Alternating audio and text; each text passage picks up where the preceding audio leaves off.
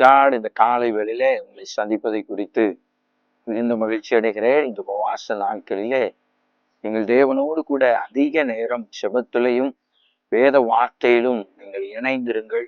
இந்த நாளுக்குரிய வார்த்தையை நாம் தியானிப்போம். அது 1 கொரிந்தியர் 1 அதிகாரம் அதனுடைய 24வது வசனம்.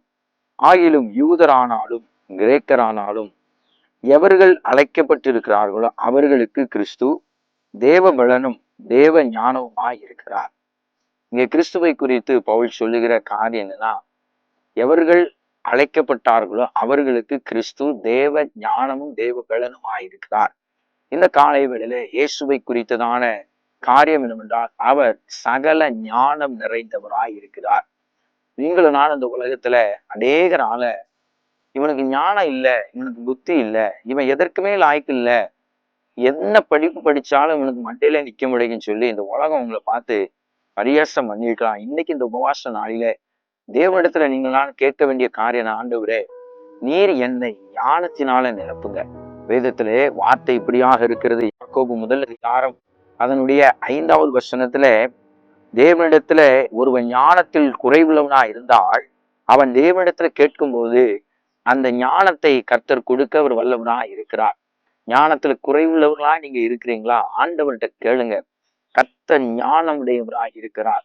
நிச்சயமாய் கர்த்தர் உங்களுக்கு தேவையான ஞானத்தை அவர் கொடுக்க வல்லவராய் இருக்கிறார். இன்னும் நீதிமொழிகள்ல வாசிக்கிறோம், கர்த்தருக்கு பயப்படுதலே ஞானத்தின் ஆரம்பம் என்று சொல்லி நீதிமொழிகள்ல வாசிக்கிறோம். ஞானத்தோடு இந்த உலகத்துல இருக்குங்க. ஏன்னா பிசாசை குறித்து வேதத்துல எப்படியாக சொல்லுகிறது, அவன் கர்ஜிக்கிற சிங்கத்தை போல எவனை விழுங்கலாமோ என்று சொல்லி வகை தேடி சுட்டி திரிகிறான். அப்ப அவனுடைய தந்திரத்துக்கெல்லாம் நீங்கள் நானும் விலகி இருக்கணும்னா, அவனுடைய தந்திரத்துல சிக்கிக்கொள்ளாதபடி இருக்கணும்னா நீங்கள் நானும் ஞானம் உடையவர்களாய் இருக்கணும். இந்த உபவாச நாளில தேவனிடத்துல ஞானத்தை கேளுங்க, கர்த்தர் உங்களுக்கு ஞானத்தை கொடுப்பார். உங்களுக்காக நான் செபிக்கிறேன். அன்பின் பரலோக பிதாவே, இந்த காலை வேளையில ஸ்தோத்திரம்.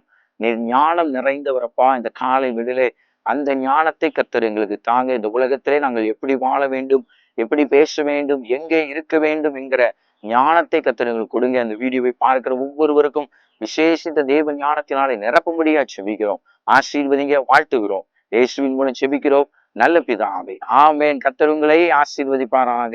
ஆமேன்.